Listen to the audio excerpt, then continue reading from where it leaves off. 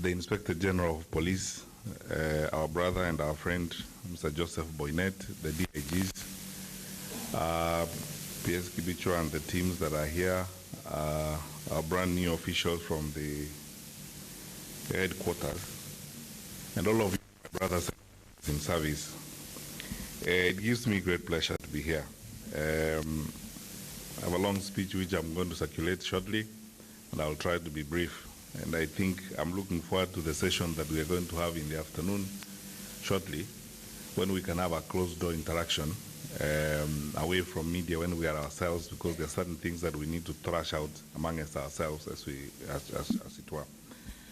Let me, however, start by requesting all of you to be upstanding so that we can observe a 1-minute silence in honor of our fellow human beings and fellow citizens lost in last year's unfortunate attack at Dusi 2.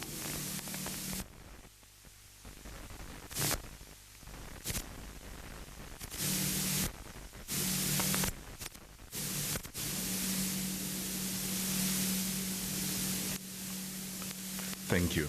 You may be seated.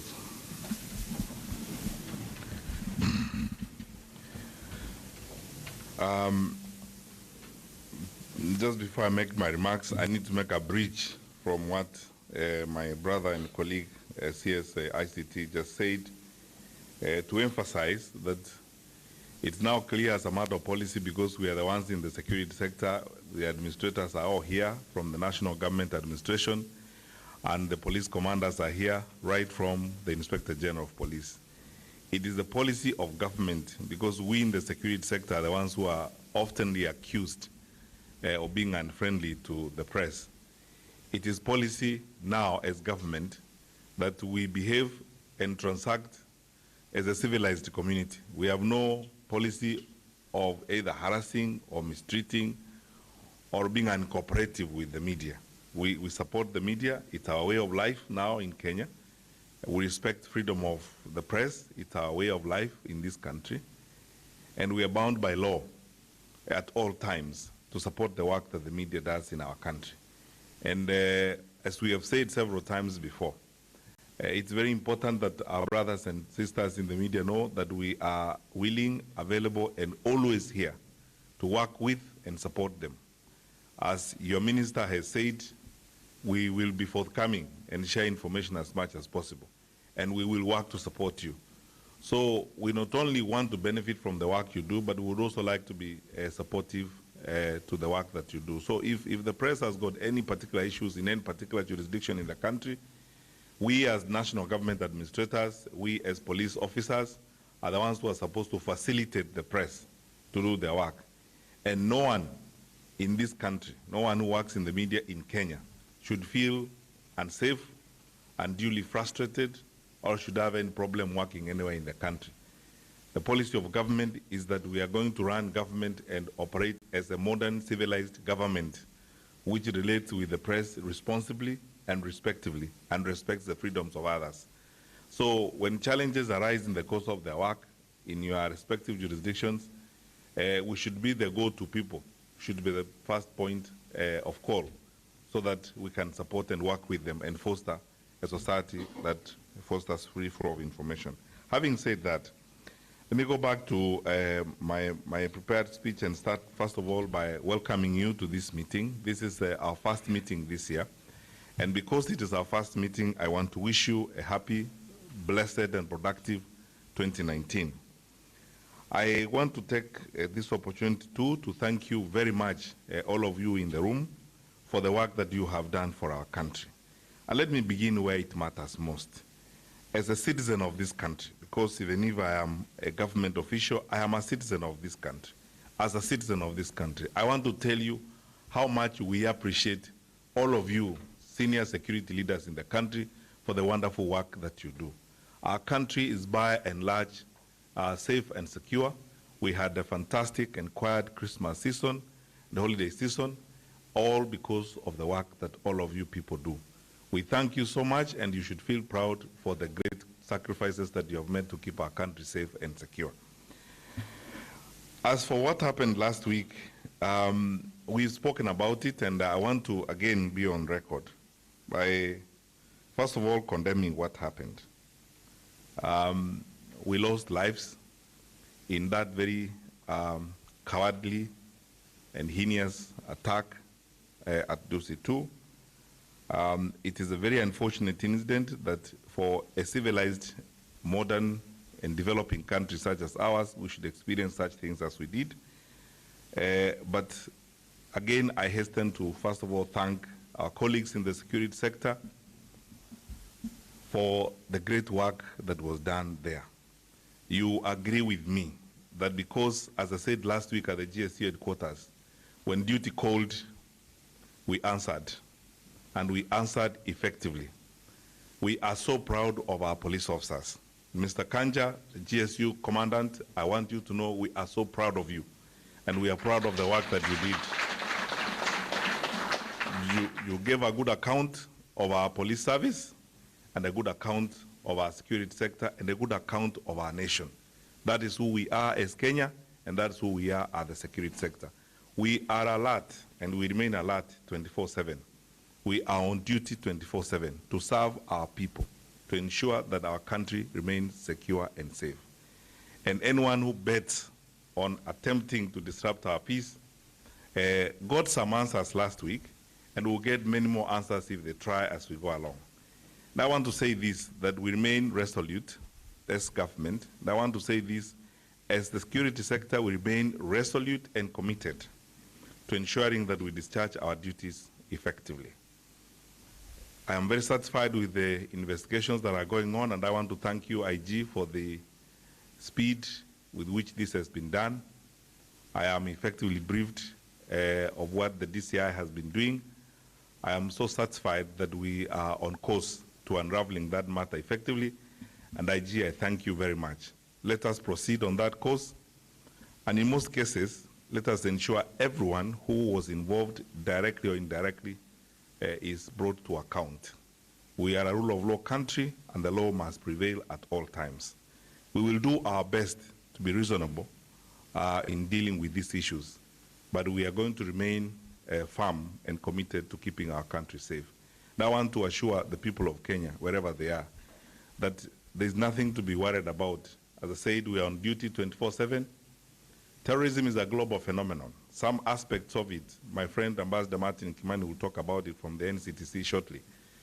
Some of these may be trends that you can see elsewhere, but for us in Kenya, we are improving our state of preparedness and commitment to serve our people every day. And as we go forward, we will do whatever it takes to avoid a recurrence, but most importantly also to ensure that our people remain safe as they go about their activities. Let me take this opportunity also to thank the officers who have moved on from our sector to other responsibilities within government. I congratulate the newly appointed senior officers in this sector. We have 4 new regional commissioners in Ngao. We have 8 brand new regional police commanders, and we have several new officers. We have 8 new county commissioners in the country. I am so grateful for the service that has been offered by those who are moving on to other duties. And I congratulate those who are coming in. The promotions that have happened, I have to speak to them candidly. Many of them absolutely have been based on performance, and that's why I congratulate those who have been promoted and those who are occupying new responsibilities. You can also note, and I say this with a measure of pride, that in our ranks of county commissioners, we have more lady county commissioners as we go along. And I would like to urge the deputy county commissioners in the field that frankly we are hunting for more lady county commissioners, so that the deputy county commissioners in the field, especially the lady deputy county commissioners, we are hungry for more lady county commissioners and more ladies to occupy the ranks of security, because that way we also give a good example to our country. Our security sector is not supposed to be a male sector or a male-dominated sector. We should provide an opportunity for our sisters also to participate. And I'm grateful, IG, that I can see now very strong, female regional commanders and county commanders. And I want to assure you that you will get all our support from the Ministry of Interior so that you can successfully deliver on your new mandates. I have no doubt whatsoever that you will do well. I have come to know, I am no longer new now in the ministry. I've been here for over a year, and I've come to know I know almost 2/3 of the county commissioners we have, at the personal level. I know all the regional commissioners, and I've come to know some of the police commanders we have in the region. Some of them I know at a personal level. I have seen them at work, and I know their capacity, and I know what they've been able to do. And as I say this to you, I am saying it also to the country that we have a solid, strong team that is going to deliver security to our people. The men and women who have assumed new responsibilities are solid people. As we move on and we expand the sector, we're going to have more reallocation of roles, more appointments. We are going to develop more people. And I urge you, those of you particularly senior officers in the room, regional commissioners, regional police commanders, and my colleagues at the headquarters, let us also focus on developing more talent and more people, mentoring more people, helping more of our young people. Particularly, I've been in the field. I've seen young deputy county commissioners who are so dedicated and committed to do their work. Let us mentor them, work with them and support them so that they too will be county commissioners tomorrow, they will be regional commissioners tomorrow, and they will manage the security of our country as we move forward. On that point, we will do the best we can to intensify capacity building and the training that we have to do so that we strengthen the officers that we have in the field. There is a lot that we have been able to do in the last few years as a country in terms of investing in security. So the question is, why are we actually meeting today at the beginning of the year?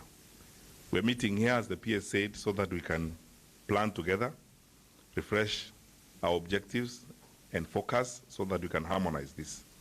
Secondly, we are meeting so that we all are on the same page on key government expectations of us. A number of expectations that have been outlined, some by His Excellency the President and some that have emanated from ministerial level interactions. We are meeting here to also look at the critical ones, especially the ones that have a bearing on the security sector, so that we can prepare ourselves better as we move forward. We are also meeting to keep working on our harmonization and coordination. The multi-agency approach in the management of security in the country is now a way of life.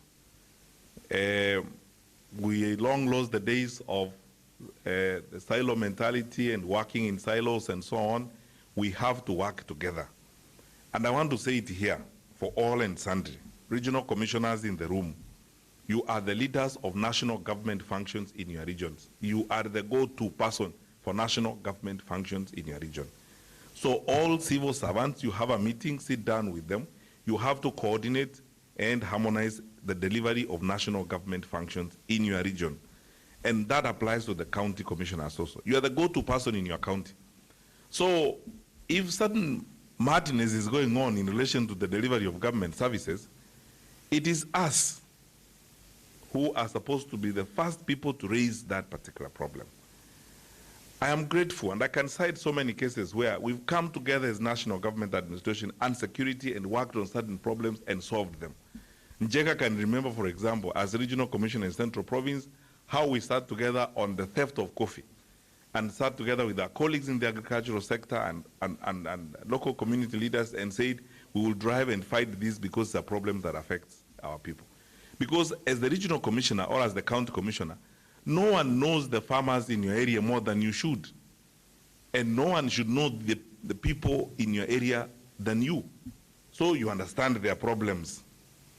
You understand their challenges. You understand their expectations. If dairy farmers are having a challenge, it is us who are supposed to even draw the attention of our colleagues in the dairy industry and say, on the dairy sector, there's a problem here that needs to be solved. Let us speak for, and work with the people that we lead in the various regions. That is exactly how we are going to work. So we are here because coordination is that much more important as we move forward. We have to coordinate the way we work. We have to harmonize national government functions, and we have to work with all government structures across the board. We should never struggle. We should never have a problem. My colleague, CS James Mashere, is going to be here shortly, hopefully, to tell you that no one should lie to us that a road is not complete in a particular county, because the county commissioner will tell us the contractor on this road is not working, he's wasting his time, his people are selling fuel, and nothing is going on.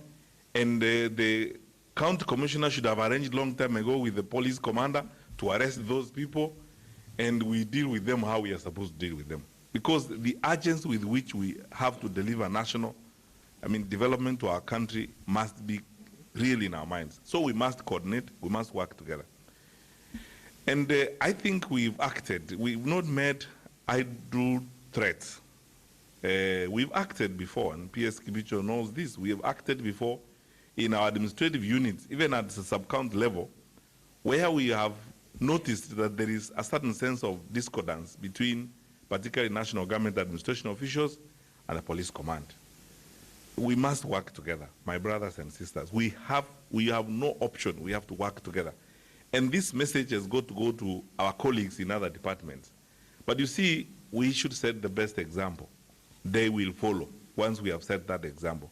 So the regional commissioner and the regional police commander, if things go wrong in your region, don't tell us stories about your CID people, your WHO people, and so on and so forth. It is you.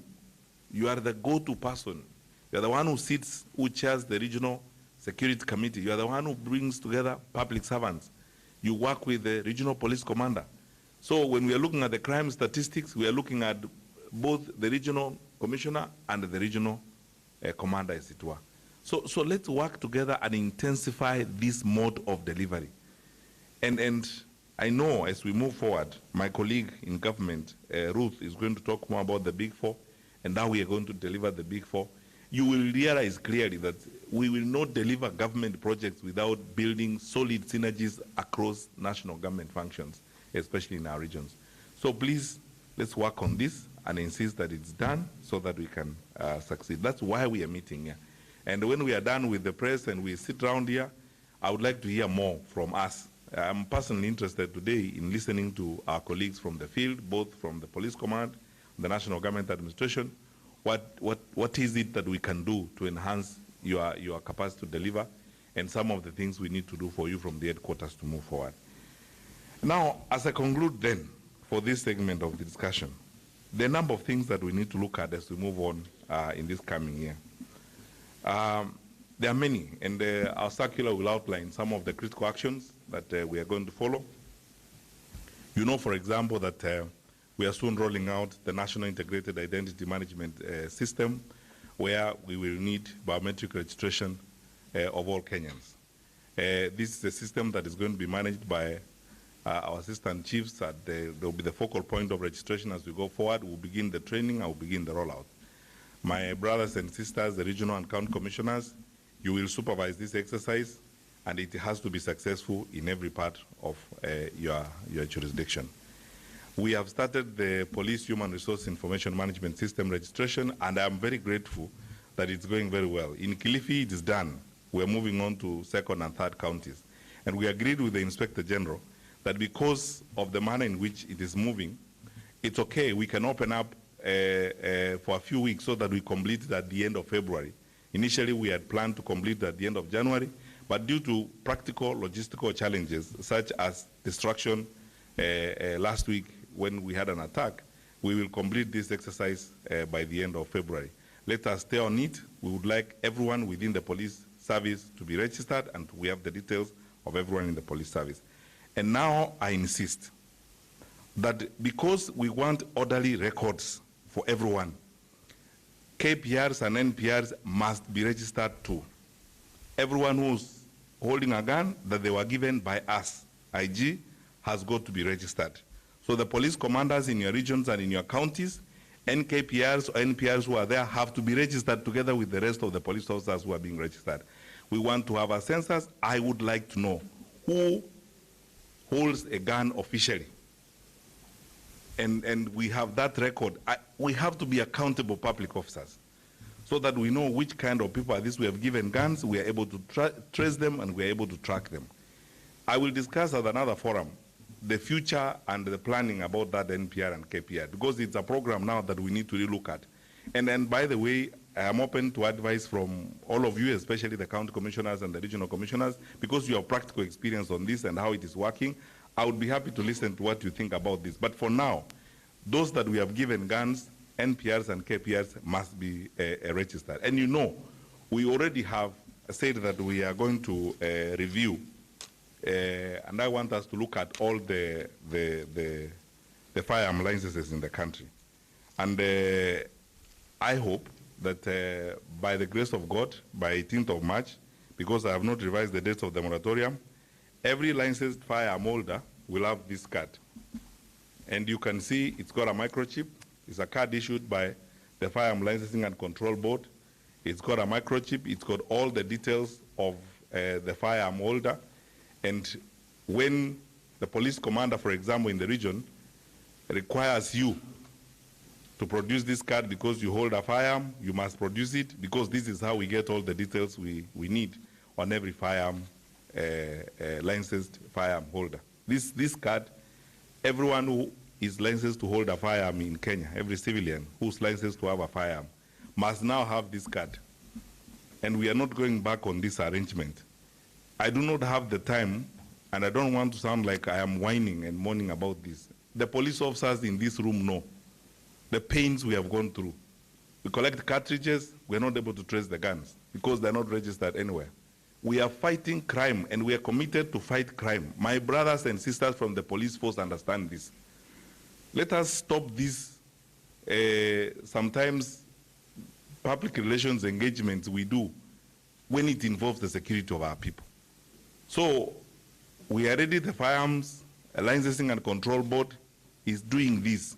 So it is you, the police commanders, but most importantly, we start with public awareness through the regional and county commissioners, and cascade this down to the deputy county commissioners and to the chiefs and assistant chiefs, so that everyone who holds a firearm in Kenya needs to have this card by 18th of March, as it were. I am aware that a group of people has gone to court. They're called the Ngao National Gun Owners Association. The others who are not members of Ngao have no problem. The members of Ngao seem to have a problem with registering. They have gone to court, and the court has stopped us from dealing with them for now. When it comes to 19th, IG Boynet and us will decide what we will do. But you must have a card if there is somebody who's licensed to have a firearm. These are things we need to do to strengthen our country, and we are going to discuss details of this. We are going to have several operations in the country to mop up, because there are areas in the country where we suspect actually that there are illegal firearms in civilian hands or in hands that should not have them. We are going to move on this. It's a fact of life. I try to avoid speaking like this, but it's a fact of life that we cannot go on this way, you know, where we engage in certain activities as if we are engaged in PR when it involves security of our people. Certain neighborhoods in our cities that have been a problem over a period of time, 2019 is the year to clean them. I actually don't care what anyone else thinks about this. We have to move in and sort out some of these problems. There are areas in this country you people know. The police officers in this room understand what I'm talking about. We have told